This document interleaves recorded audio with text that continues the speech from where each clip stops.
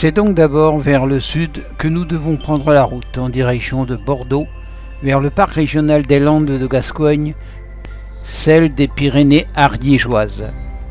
Les hasards de notre itinéraire vers Andorre nous laissent pleine liberté de mouvement.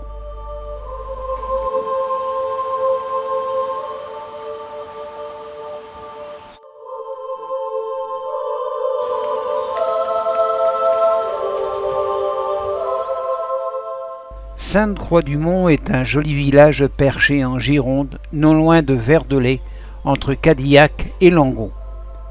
Il est installé sur un escarpement rocheux bien en face de la plaine alluvionnaire de la Garonne et des vignobles du Sauternay qui se déploient à ses pieds.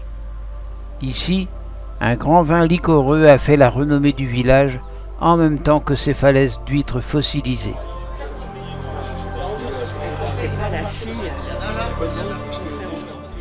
Ce site géologique exceptionnel est exclusivement constitué d'huîtres fossilisées sur une hauteur de près de 10 mètres et date d'une vingtaine de millions d'années à une époque où la mer baignait cette portion de l'Aquitaine. Elle se situe à l'aplomb du château fort de Tast. Ce dernier daterait du XIIe siècle sans certitude.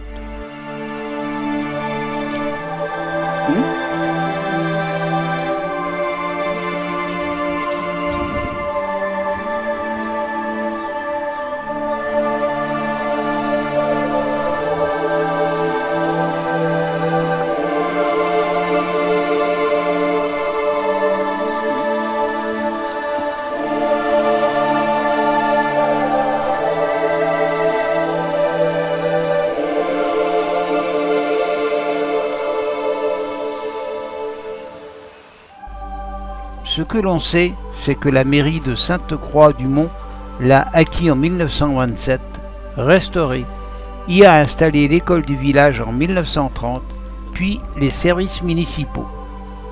Dominant la Garonne, la belle terrasse à créneaux du château lui confère un aspect médiéval typé.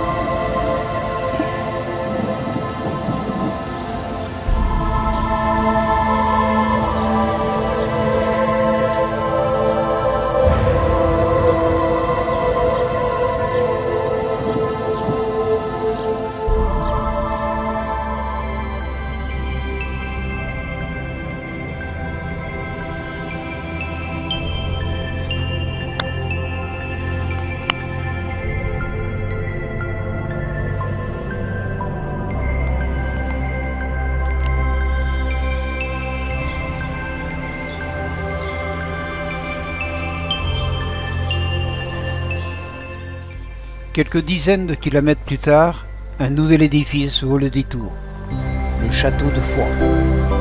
Celui-ci est incontestablement l'un des sites et monuments les plus remarquables d'Ariège et l'un des châteaux les mieux conservés de la région Occitanie. Un voyage dans le temps, musée immersif, démonstration des engins de guerre, fonctionnement des machines de construction, tir à l'arbalète, taille de la pierre, forge, etc.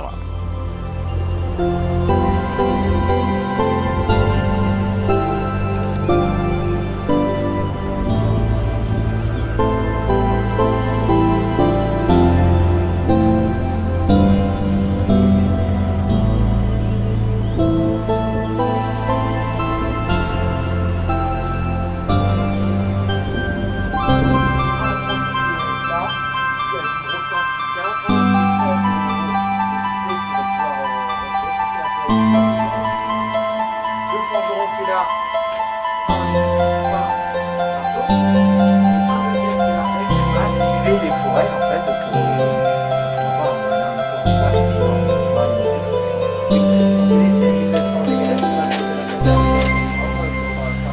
qu'à cette température-là, il va commencer à fondre. Voilà. Moi, ma forge, je peux atteindre 1200 degrés, mais elle n'est pas faite pour ça. Voilà. Comme du verre. Une épée qui est trop dure, elle va casser au choc. Elle ne peut pas encaisser les chocs. Une épée de la fin du Moyen-Âge, elle doit être relativement dure pour encaisser les chocs, mais relativement dure pour les absorber. Et ça, c'est ça la difficulté pour une épée en fait. Hein. La réalité, c'est ça, c'est qu'elle prend. Si vous allez trop loin, eh ben, vous risquez de brûler le métal, de le cramer, donc il va commencer à fondre, il va rétracter, et là, si c'est une pièce un peu importante, vous pouvez retaper un petit peu, vite fait. Si vous allez trop loin, c'est foutu, ça a complètement fondu, c'est pour acheter.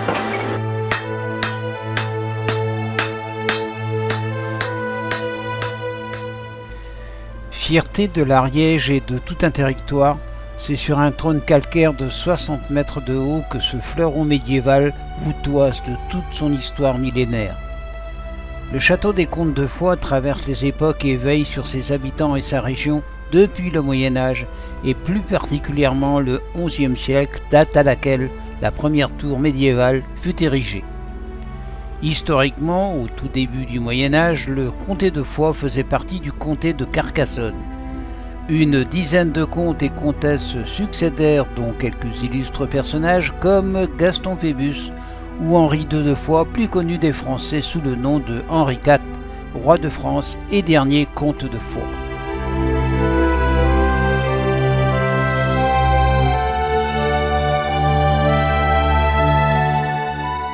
Le château en soi est composé de 3 tours ainsi que d'une salle de banquet reliant les 2 plus anciennes tours du XIe et XIIe siècle. Dans chaque salle, le temps semble s'être arrêté. Chaque pièce est aménagée et meublée pour être transportée à l'époque de Gaston Phébus et de sa cour, comme si ces derniers occupaient encore les lieux.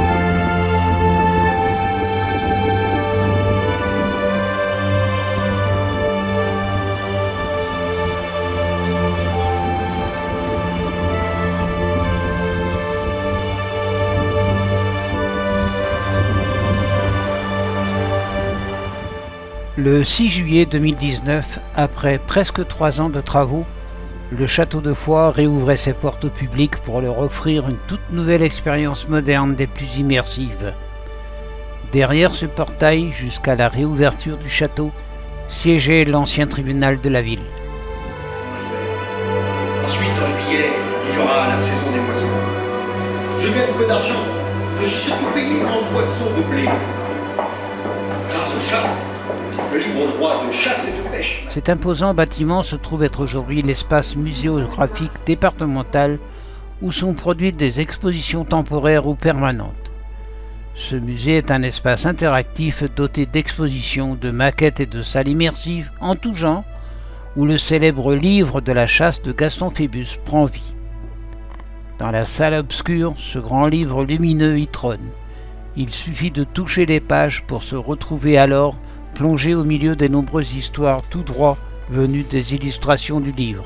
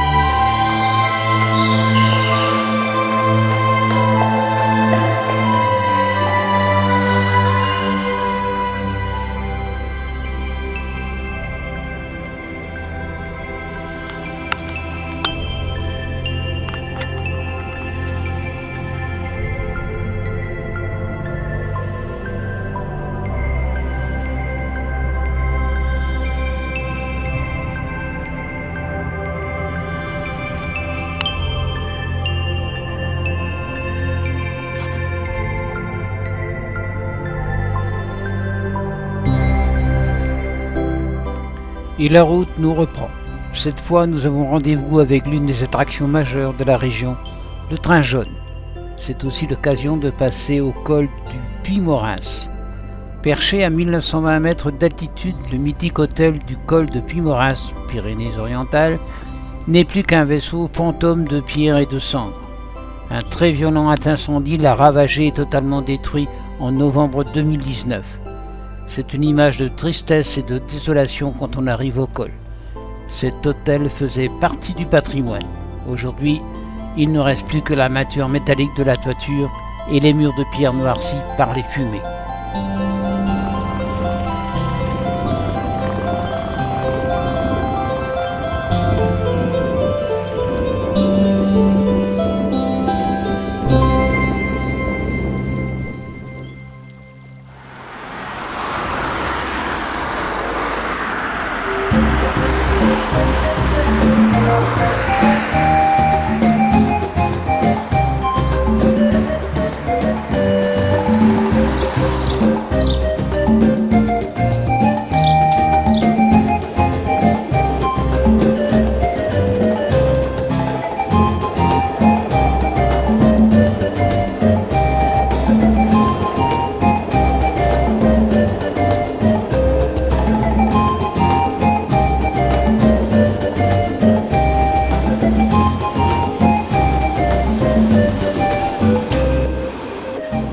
Symbole et fierté des Pyrénées catalanes, le train jaune offre un regard exceptionnel sur la vallée de la Tête et le plateau de la Cerdagne.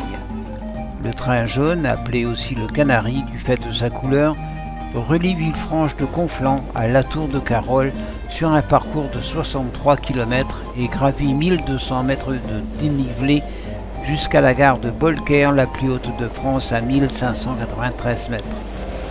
D'un bout à l'autre de la ligne, il met 3 heures pour traverser ce paysage.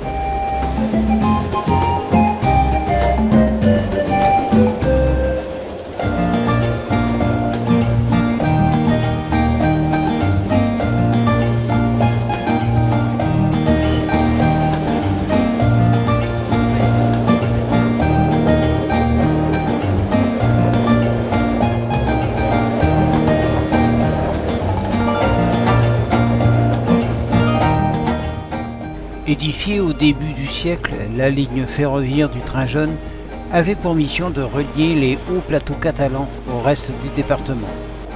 Les premiers travaux entrepris en 1903 permirent dès 1910 de relier Villefranche de Conflans à Montlouis.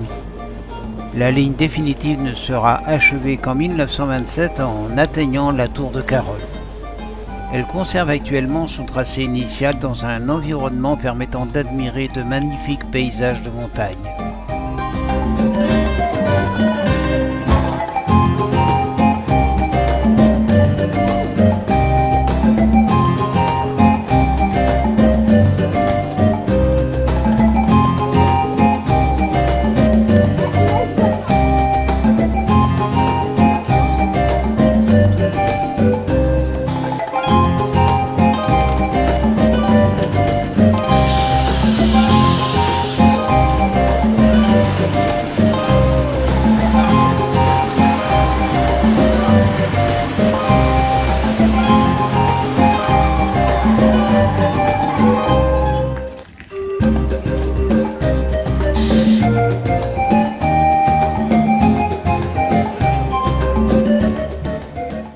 La construction de cette voie a ainsi nécessité l'édification de 650 ouvrages d'art, dont 19 tunnels et 2 ponts remarquables, le viaduc Séjourné, suspendu à 65 mètres au-dessus du sol, et le pont Gisclar, à 80 mètres au-dessus d'un précipice. La ligne fonctionne tout au long de l'année, tandis que le petit train jaune dessert 22 gares.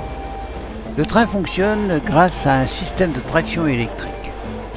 L'électricité est apportée par le 3e rail, un rail latéral à la voie de roulement. Le barrage des Bouilloux et l'usine hydroélectrique de la Cassagne ont été construits et mis en service en 1910 afin de permettre l'électrification du train jaune. Le complexe comprend 9 usines, dont 7 situées sur la rivière de la Tête. L'eau, puisé dans les vallées, est acheminé jusqu'au site de production par de gros tuyaux visibles depuis le parcours du train. L'énergie produite est excédentaire pour les seuls besoins du Canari, le surplus est revendu à EDF.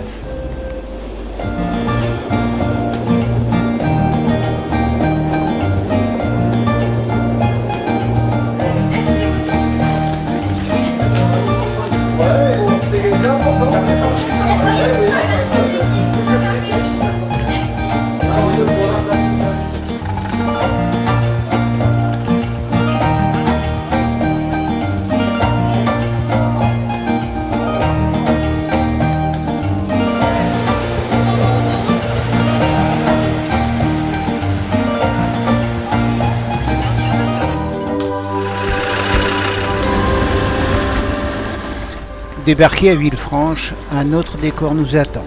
Pour l'atteindre, une Jeep et un chauffeur volubile nous montent par un sentier tortueux vers le fort Liberia.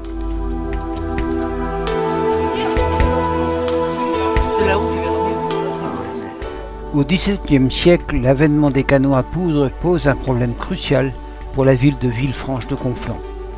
En effet, la cité se trouve être dans une position très encaissée, dans une vallée profonde et au confluent des deux rivières, la Tête et le Cady.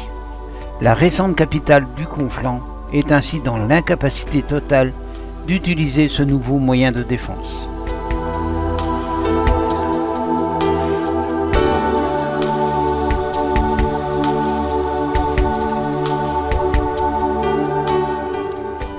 L'année 1679 marque le début d'un projet de construction d'un fort sur une position haute au-dessus de la ville menée par Vauban. C'est alors en 1681, sous Louis XIV, que débute la construction du fort Liberia sur un éperon rocheux à flanc de montagne et à 180 mètres au-dessus du niveau de la Tête. Construit en à peine 7 ans, plus précisément de 1680 à 1687, il est remanié au XIXe siècle sous Napoléon III. En 1659 est signé le traité des Pyrénées délimitant les frontières entre la France et l'Espagne. Le château est situé entre 3 vallées et possède 3 niveaux. Le plus bas est à 601 mètres d'altitude, au milieu il atteint les 610 mètres et le plus haut à 616 mètres.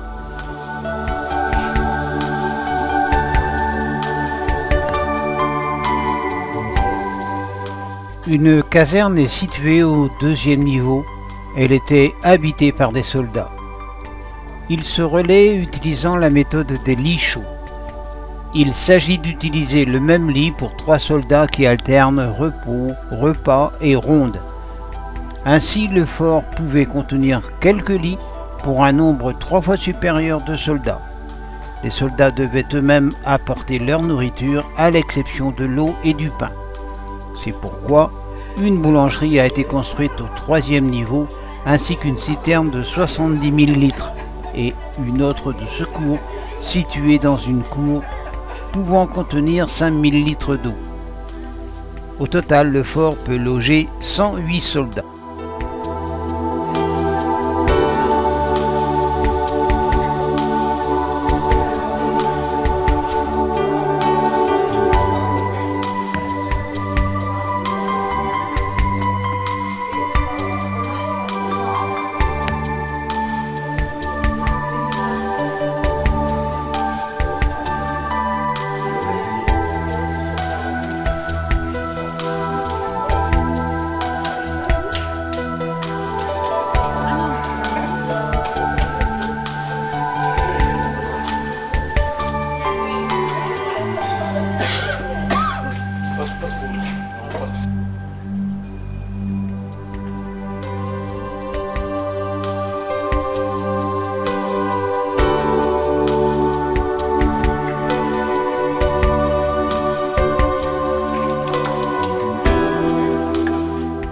Le plan de ce fort est organisé en arête de poisson car le relief ne permettait pas d'adopter le plan en étoile caractéristique des fortifications de Vauban. Le château était placé au-dessus de Villefranche de façon à surveiller la ville et à voir si les Espagnols essayaient de l'attaquer. La ville et le fort font une véritable place forte qui protège l'entrée du Roussillon et aide Montlouis dans la défense de la vallée.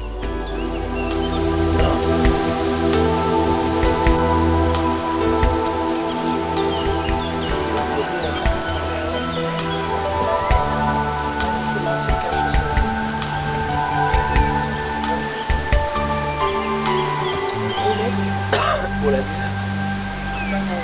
La reine des castagnettes.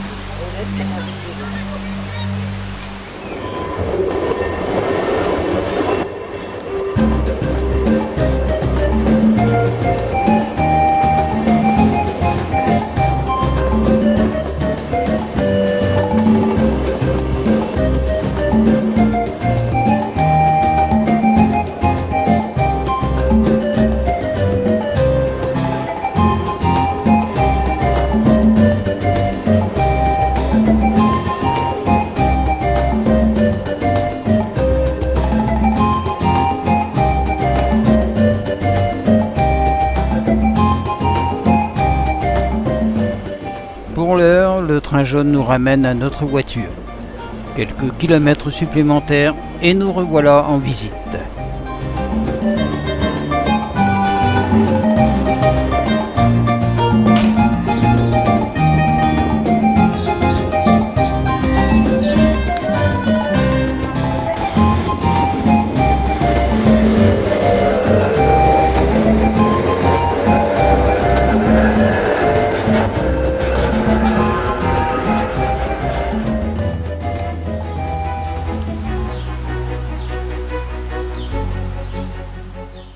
Au cœur du parc naturel régional des Pyrénées catalanes et au carrefour des trois vallées du Conflent à l'est, du Cap-Cyr et de la vallée de l'Aude au nord et de la Cerdagne à l'ouest, Montlouis est une place forte créée de toutes pièces par Vauban en 1679. Postée à 1600 mètres d'altitude, la cité de Montlouis, fondée au XVIIe siècle à la demande du roi Louis XIV pour sécuriser ce territoire, suite au traité des Pyrénées de 1659, est la ville fortifiée la plus haute de France. Construite en 3 années, cette ancienne place forte peut également s'enorgueillir d'être inscrite au patrimoine mondial de l'UNESCO au titre des fortifications de Vauban. Cet ensemble venait ainsi en complément de Villefranche de Conflent afin de verrouiller le passage des Pyrénées.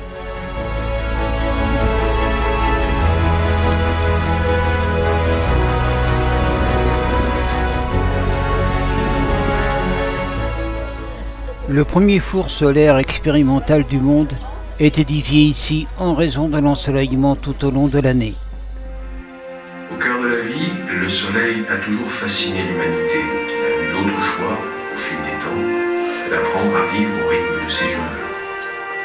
Tantôt ami, qui nous réchauffe, nous apporte ses bienfaits et la douceur de ses caresses, tantôt emprunt du ciel, à la puissance colossale, qui nous étouffe parfois de trop d'ardeur, brûlant la terre et les hommes. À la fois bienfaiteur et tyran, mais incontournable et irremplaçable. Premier artisanat, comptant aussi parmi les premières expressions artistiques des hommes. Geste millénaire, art du feu ancestral. La céramique vient de la et du geste précis, et 1000 fois amélioré et affiné, naissent les œuvres les plus simples comme les plus travaillées. L'héritage est réservé aux pièces émaillées. Quand tout est prêt pour démarrer la cuisson, les sécurités de l'héliostat sont retirées. L'ordinateur commande alors les mouvements du miroir géant pour qu'il suive automatiquement la course du soleil. En 1947, le professeur Félix Trombe décide de s'installer à Montlouis pour construire en 1940 le premier four solaire du monde, bouleversant ainsi le milieu scientifique. Sa mise en service est effective en 1951. Il préfigure déjà son grand frère Dodélio par ses performances et sa technologie. La ville de Montlouis, édifiée par Vauban sous le règne du roi Soleil, est désormais vouée à honorer le Soleil roi.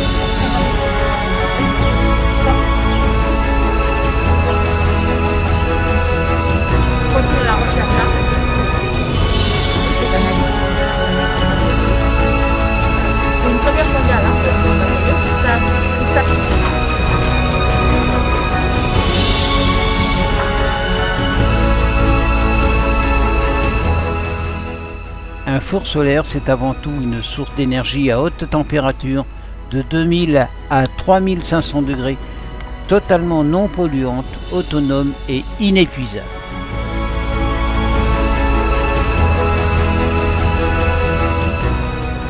En visitant le four solaire de Montlouis, notre guide nous amène au cœur des installations pour expliquer le fonctionnement et l'utilisation du four.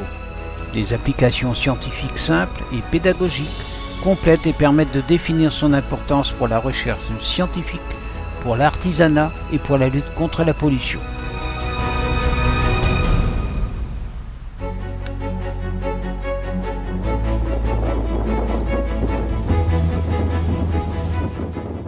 Son grand frère, le four solaire d'Odello, plus grand que l'Arc de Triomphe, est un four fonctionnant à l'énergie solaire. Il s'agit du premier four solaire de taille semi-industrielle construit au monde et est l'un des plus puissants. Il représente un site majeur de notre patrimoine scientifique. Sa parabole est inscrite depuis 2009 au titre des monuments historiques. Il abrite le laboratoire Promesse, une unité propre de recherche du CNRS de renommée internationale, due à son acquis scientifique unique dans le domaine des études par voie solaire, des phénomènes à haute température et du comportement des matériaux soumis à des conditions extrêmes. Construit en 1962 et 1968, le four solaire d'Odello sera mis en service en 1970 pour recherche scientifique. C'est l'un des deux fours le plus grand du monde, l'autre étant en Ouzbékistan. Il fait 54 mètres de haut, 48 mètres de large et est composé de 63 héliostats pour une puissance de 1000 kW. C'est un laboratoire de recherche du CNRS cohabilité avec l'Université de Perpignan sur les études thermiques à haute température, les systèmes caloporteurs, la conversion de l'énergie, le comportement des matériaux à haute température dans les environnements extrêmes. Les domaines de recherche sont étendus aux industries aéronautiques et aérospatiales. On peut se demander pourquoi cette technologie n'est pas utilisée pour la production d'énergie électrique domestique.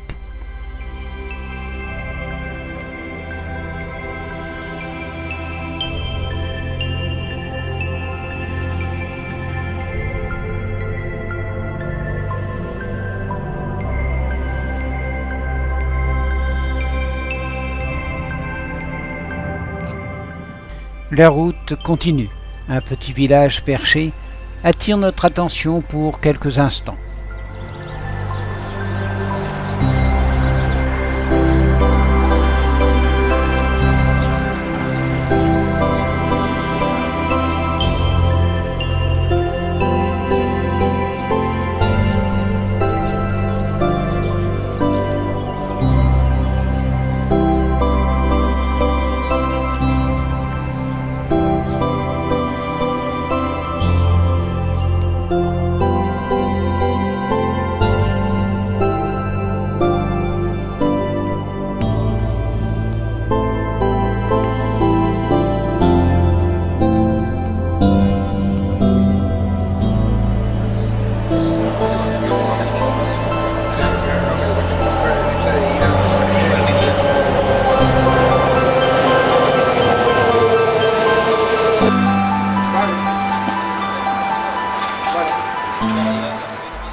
Et voici la principauté d'Andorre, et sa capitale, Andorre-la-Vieille, est proche. D'abord, une petite pause avant de trouver notre hôtel, nous installer pour 3 nuits et profiter de l'environnement.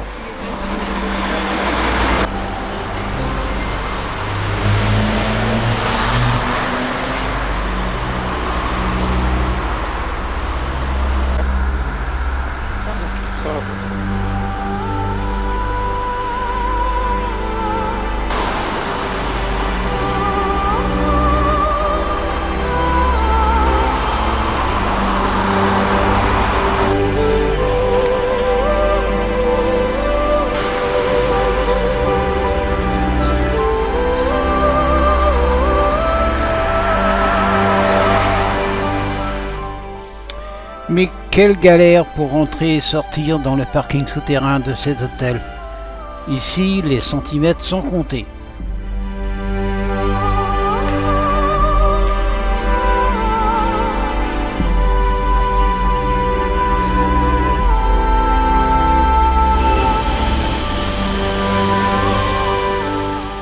Une première découverte s'impose avant d'être sournoisement attaquée par un véritable déluge.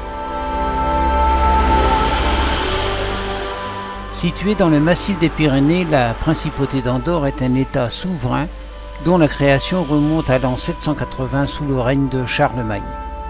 En réalité, celui-ci accorda aux Andorrans une charte dans le but de les récompenser pour leur combat contre les morts. Depuis lors, le territoire passa sous le contrôle de plusieurs monarques, les comtes d'Urgell, de Castelbau et de Foix, donnant naissance à un énorme conflit. Ce dernier fut finalement résolu en 1278 avec la signature d'un traité instaurant la souveraineté partagée. La principauté est annexée en 1812 au gouvernement français avant de retrouver son autonomie. Après l'autoproclamation du russe Boris Skosirev comme roi, Andorre est à nouveau libérée par une unité de garde civile espagnole. Selon l'histoire, elle préserve à partir de ce moment sa neutralité. Cela ne l'empêcha pas de servir de lieu de passage pour des dizaines de milliers de personnes à l'époque de la Seconde Guerre mondiale.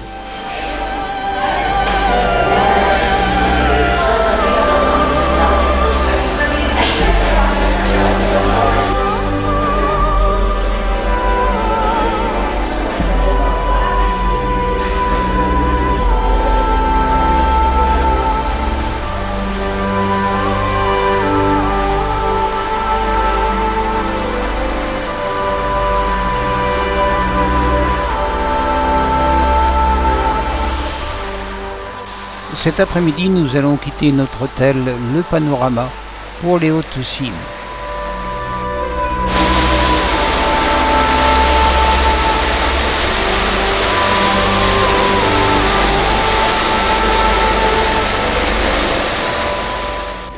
Si le ciel n'est pas clément, semble-t-il, il nous laisse un peu de temps pour parler de la principauté pendant que le bus et notre guide prennent de l'altitude.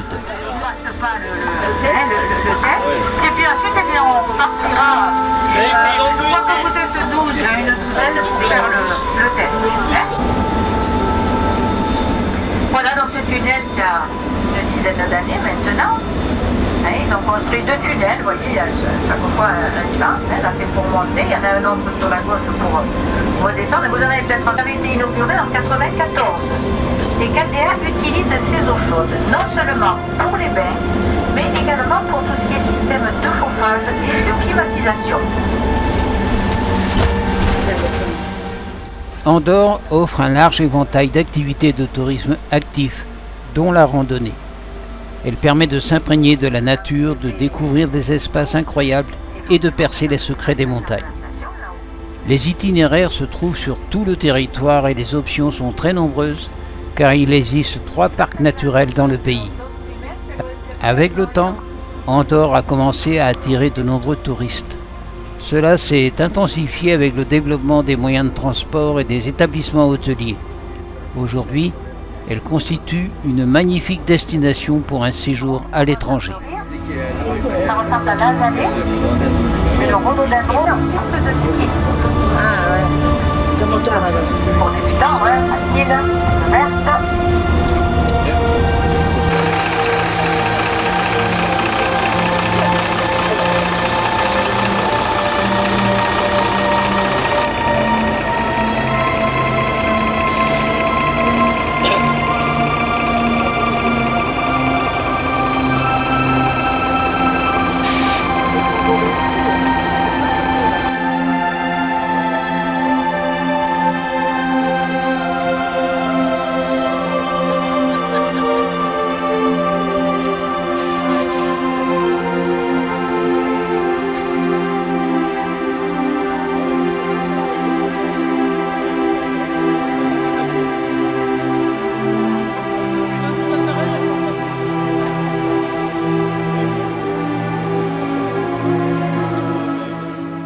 Ici, une petite station de ski expose ses nombreuses pistes vertes et sa route sinueuse.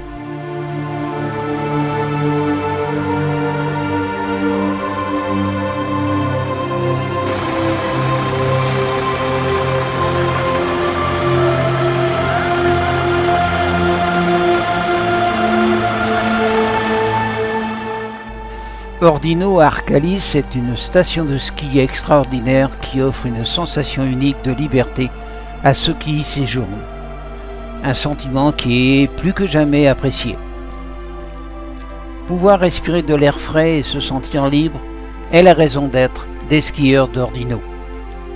Créé en 1983 par les habitants de la paroisse, 35 ans plus tard, Ordino Arcalis continue d'enchanter les gens avec ses conditions exceptionnelles pour la pratique des sports de montagne.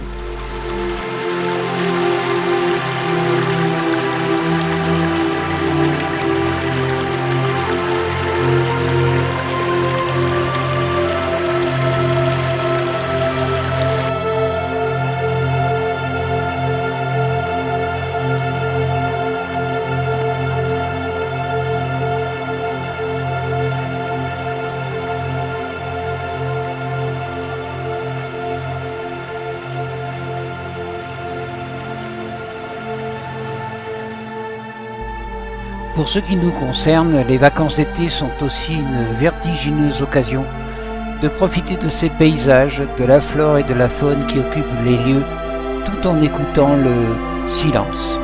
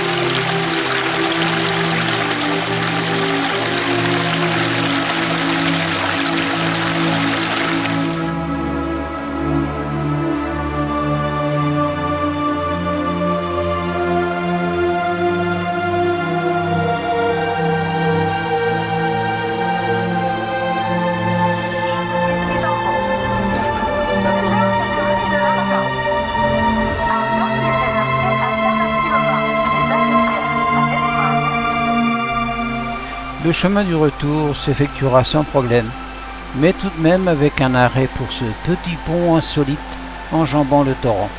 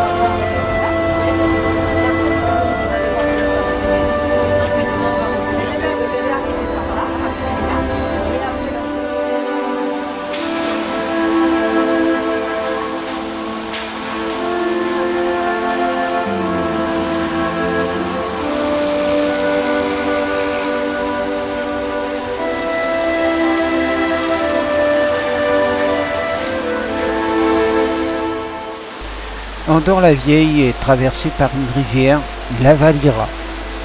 Il est plaisant de suivre son cours jusqu'au parc central de la ville. Dans le jardin, des canards pataugent dans des mares aménagées. À toutes les saisons, il est agréable de faire une pause dans cet espace fleuri.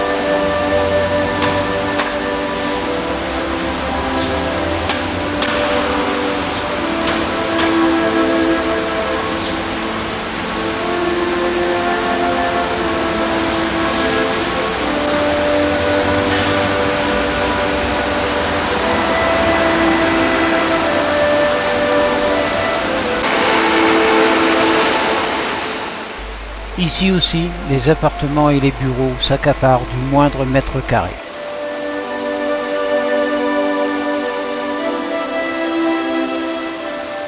À Andorre-la-Vieille, la première chose, c'est sa grande rue commerçante. On trouve à peu près tout ce que l'on veut et à prix réduit.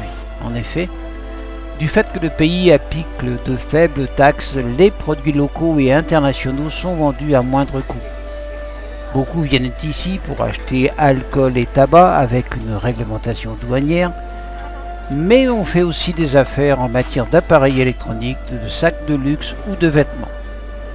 Plusieurs parkings sont à proximité des boutiques et de nombreuses adresses permettent de se restaurer ou de se loger pour le séjour.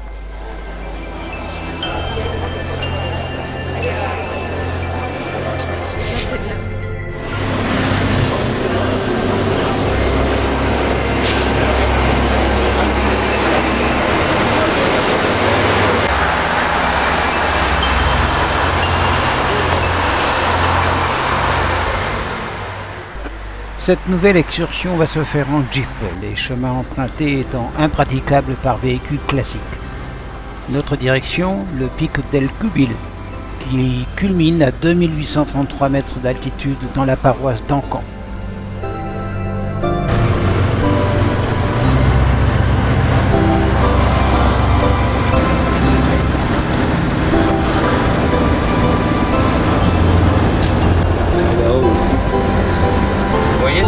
Il y a des antennes là-bas, il y a une construction. Ça, c'était le centre émetteur de Sud Radio. Vous voyez, là, on voit mieux tout ce cercle glacier, là, parce que nous, on va là-bas en face. Ce parcours chaotique et original jusqu'au lac nous laisse le temps de découvrir le paysage. Les stations de sport d'hiver sont évidemment présentes et commencent pour certaines à préparer leur saison.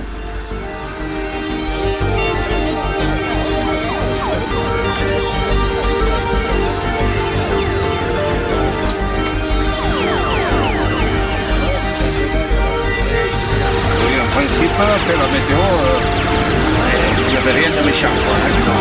Cette montagne-là, sur la gauche, c'est plus vide. Je ne sais pas, peut-être on vérifie les endroits où il y a des avalanches. On les fait tomber. Voilà, on les fait. Les vues magnifiques sur ces paysages de verdure sont imprenables autant que le sont les multitudes de marmottes. Elles se caractérisent par leur sociabilité et la grande variété de sons qu'elles utilisent pour communiquer entre elles, en particulier lorsqu'elles veulent se prévenir d'un danger ou d'un prédateur. Au-delà des fonctions de survie de base, les marmottes apprécient les relations sociales entre elles. Leur fourrure épaisse et leur graisse corporelle leur permettent de s'adapter facilement au froid. Elles vivent généralement jusqu'à l'âge de 15 ans, en famille, et se nourrissent généralement d'herbes, de baies et de fleurs, bien que la plupart des espèces mangent également des insectes et des œufs si elles en ont l'occasion.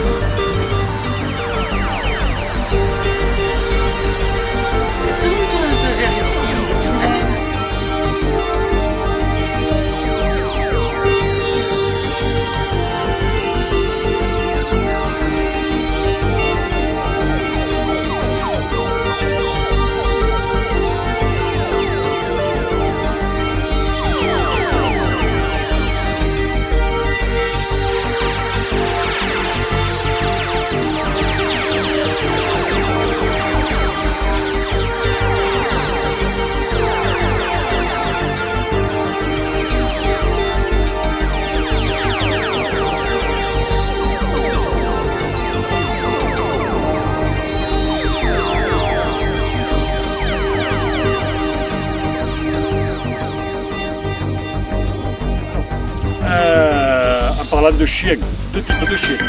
Le chien de garde, c'est ce qui va protéger l'âme. Ces tas de pierres ne sont pas là par hasard. Il s'agit des oris, un ensemble de constructions simples qui a été utilisé jusqu'au début du XVIIIe siècle. Les oris étaient conçus pour accueillir le berger et son bétail pendant l'été. À l'intérieur, on y trouve plusieurs espaces comme la cabane du berger, destinée à son usage exclusif, la pleta pour garder le bétail, la munidora pour traire le bétail, l'oris sensu stricto pour conserver le fromage et le corralé réservé au bétail qui ne se reproduit pas.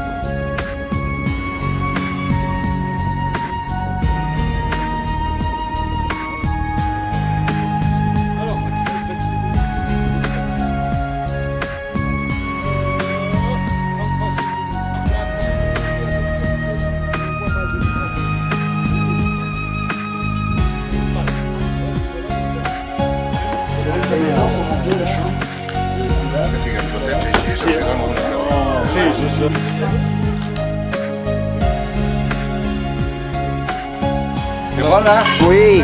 Ouais. Allez, on y est. Faut rigoler, mais après c'est à vous. On casse ma convita voi, poi Qui c'est qui manque encore, hein, monsieur là? Lui, monsieur, on verra. Je vous conseille de prendre une serviette et la mettre ici. Parce que là, t'en fous un coup partout. Le premier, je n'ai pas habitué. Donc, c'est appareil. Enfin, il y a ça compte. Eh oui.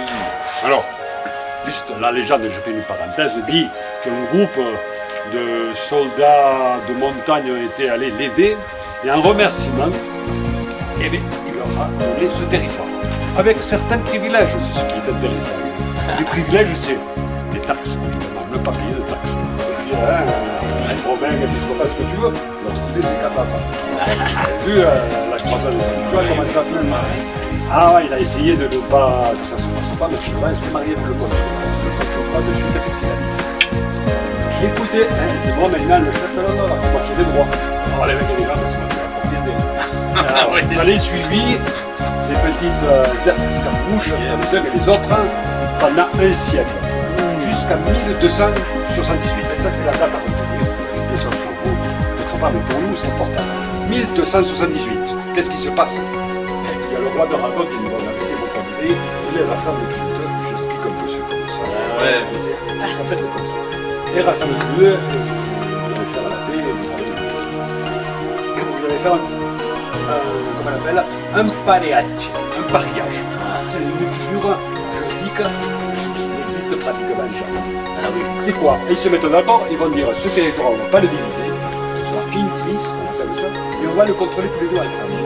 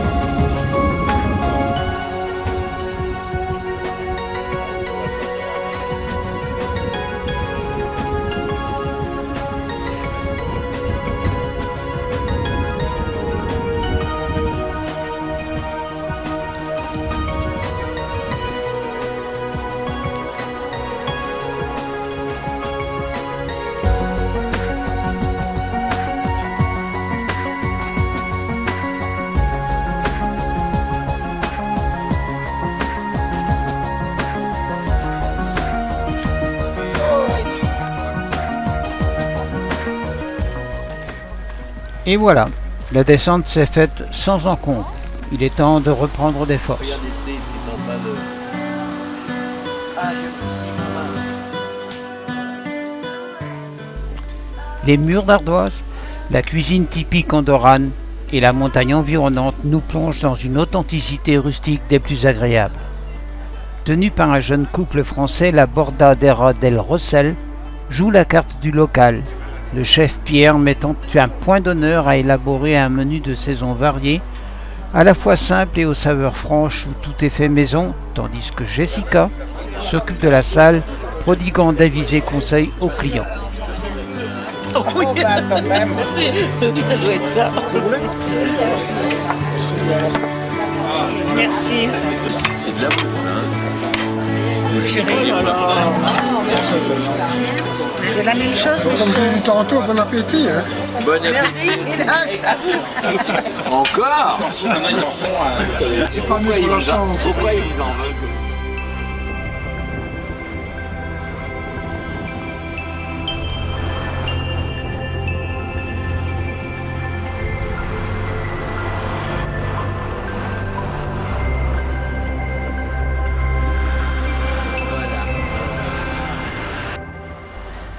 La dernière promenade que nous ferons s'effectuera à l'est d'Andorre-la-Vieille.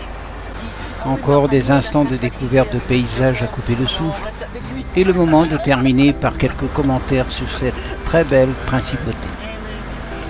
Andorre est un pays pacifiste protégé au cœur des Pyrénées. Pour preuve, elle n'a participé ni à la Première Guerre mondiale ni à la Seconde.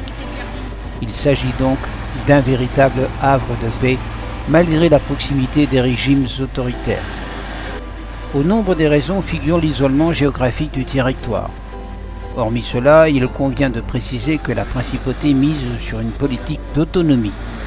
C'est notamment la raison pour laquelle elle ne fait pas partie ni de la zone euro, ni de l'Union européenne, bien qu'elle soit bordée par la France et l'Espagne. Depuis le 1er juillet 2013, elle confectionne ses pièces monétaires. Si la principauté est appréciée par les touristes, c'est aussi à cause de sa culture. En effet, il s'agit d'une communauté polyglotte. On y parle le français, l'espagnol, mais aussi le catalan. Cependant, elle ne manque pas d'identité culturelle. De nombreuses personnes emploient la langue catalane. Outre cela, il faut savoir que la culture andorrane est marquée par l'existence de plusieurs religions. Au nombre de ces dernières se distinguent le catholicisme et le protestantisme.